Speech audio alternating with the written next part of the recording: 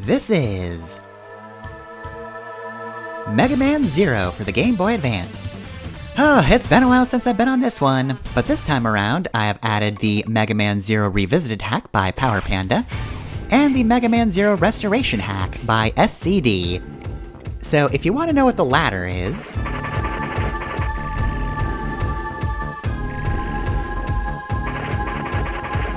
these people are gonna bleed now. That would not happen if you were playing the regular US version of the game. So yeah, if you are coming into this from the end of the Mega Man X games, and you should, this might be a little jarring. Because for as dark and edgy as X, sort of is in comparison to the classic series, even if you don't have blood, this is a much different feel than anything in the X games. As a note, I did start with the Mega Man Zero series, so honestly, as weird as this is technically after Mega Man X, this is kind of home for me. After Classic and X, we're finally back to where I started. This is the stuff I know.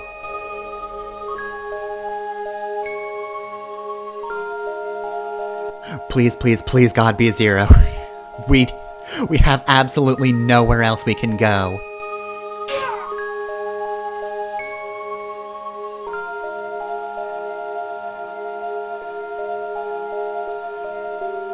And this is perhaps a little bit of a non sequitur, since this doesn't immediately follow X5, where Zero says, hey, I'm gonna get in the capsule and disappear for a bit. We didn't really have an exact lead into this after Command Mission, but Zero's here anyway, and that man is dead. He had a slightly different portrait and his name is Milan, so you know he's more important. So much so that CL here is kind of just having a breakdown.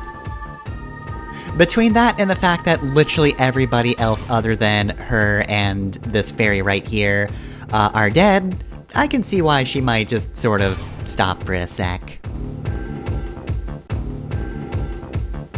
We also have these guys who are vaguely familiar after the X games, but more intimidating from the thing you might know. Or the guy, I shouldn't be rude.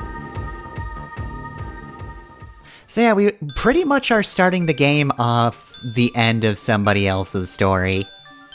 CL and so many soldiers sacrificed so much to get here, and literally it is down to the last person because even this Passy here has to die.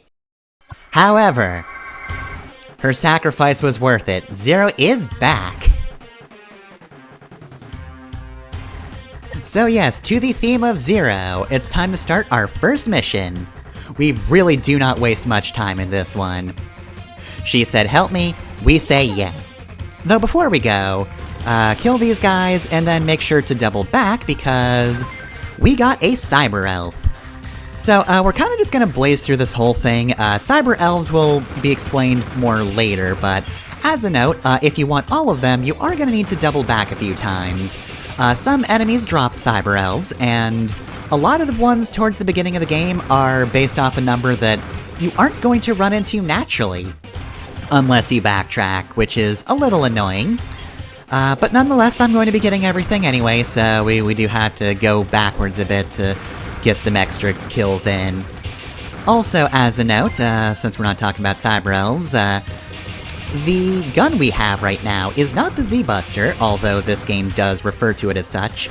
This is actually Milan's gun. Zero just picked it up, and he's Zero, so it works better for him, but yeah, we no longer have an integrated weapon on Zero. He has to use an external gun in order to shoot people with. He can, however, catch somebody just fine. So, yeah, that was the first mission. No, it's not quite over yet. We get a bit of a breather for a moment, but yeah, that's just how the game starts.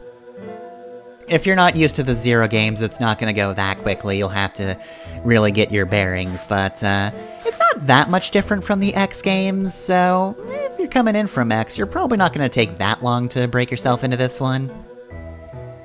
Also, speaking of breaking... Damn, through the rubble! Well, I guess it's a good thing this whole place didn't collapse, but... Yeah, this thing's called a golem. It wiped out the soldiers at the start of the game. But we are Zero, which means we are cooler than them. Just the fact that we are able to use a buster far better than any of the soldiers can is proof enough of that. Zero can just power that up. Enough. Not by much, but we're at least doing damage with this thing. Not much, though. Also, when he doesn't tilt his head at the start there, you wanna get down, because he fires his laser up and drops debris. And yeah, after a while, Zero will just say rats. As a note, the restored hack does make some script changes in addition to re-adding the blood, but it doesn't change everything, and it didn't just add a swear there. It didn't have Zero say damn instead, he still says rats, which I find kind of funny. And this mysterious entity here is urging us to save CL. And now that we have the Z-Saber, we can do just that. Easily, too. Alright, and we dive in to help CL because sometimes explosions are dangerous. Not always, but sometimes.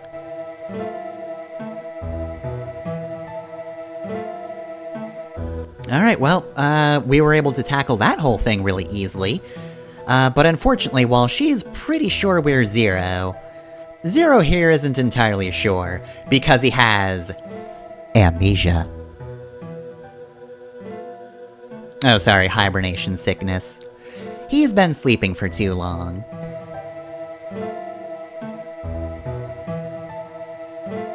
And, yep, this is CL, whose name I'm actually going to pronounce correctly this time around.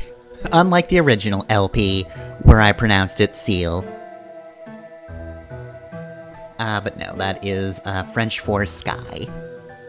In fact, a lot of names in this game are actually based on French words, which we'll find out in a few minutes. Kinda jumping the gun a little bit. First, we need to find this trans server. You can only use it if you're trans.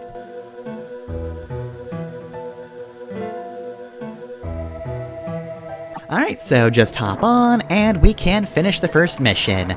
For real this time. And yeah, my clear time wasn't 20 points because I had to double back to kill some enemies. But I did get full points for enemies. Damage and clear time are both worth 20 points at their maximum. Everything else is worth 15 at maximum. And now we find ourselves back at the resistance base, which is just sort of a hole in the wall.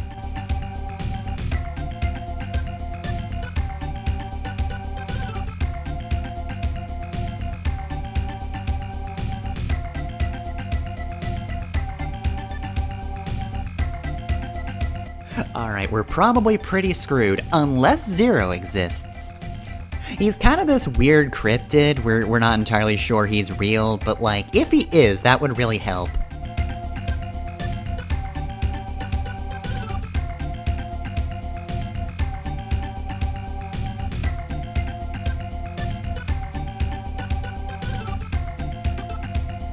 So yeah, this is where the restoration hack comes into play. The fact that we are using the word kill. In the original translation for this game, it's actually retire, but yeah, a lot of people don't like that. I don't actually mind. I'll get back to that in just a moment, because we are promising we're going to help, but that doesn't mean we're going right into the next mission. Thankfully, we are allowed to explore a little bit without having to reject her offer first. If you reject her offer, you just have to wander around until you come back and say yes. Anyway though, so, we got a Cyber Elf here. You get this one for having an A or S rank. Anything lower, that door will not open. So yeah, we are in the resistance base, and it is a literal hole in the ground. So this is, as far as I can tell, only referred to as the Old Surface City. That is the name the wiki uses. But yeah, the actual name of the city is not important. It is, as we'll see later, a dilapidated city that the forces that be don't seem to care about too much. Otherwise, they'd probably wipe us out in an instant. There are some Resistance members here, not a lot, and one of them is Alouette, who is a child, so considering this is one of the few Reploids left here, you can imagine the Resistance is not in a good place.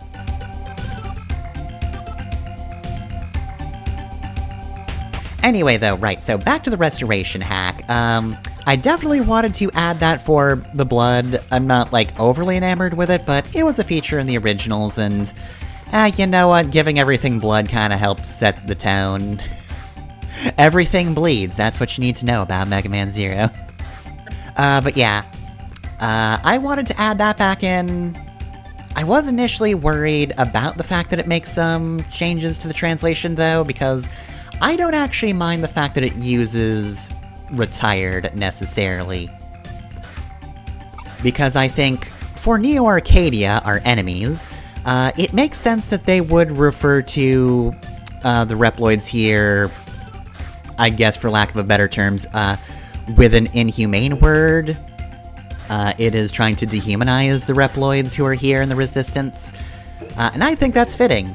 I genuinely think that whatever Neo Arcadia is telling the people who live in Neo Arcadia, they're probably like, yeah, we are retiring Reploids. We're retiring our enemies, that's it. But you know, I decided to give it a shot, and honestly, the fact that it's mostly our protagonists who are using the word retired actually makes less sense. I think CL actually would use the word kill, because I don't think she would ever see the Reploids here as not worthy of life or dignity. So she's gonna use the word kill. She's gonna say kill, because she understands that Reploids are dying. And also, by the way, speaking of this being my first Mega Man game, the fact that Reploids look like this is just normal to me. But actually, coming off the X series, it is kind of weird. Like, this is just a guy. He's got a few, like, noticeably mechanical parts, but you compare this to the guys who are hanging around the Resistance HQ in Command Mission, and yeah, no, they are way more human-like than what we've seen in the X series. Which makes it all the more messed up that this is the game where we're getting an oppressed peoples who are actively being murdered by the powers that be. We've also got info about Cyber Elves. He explained them to us.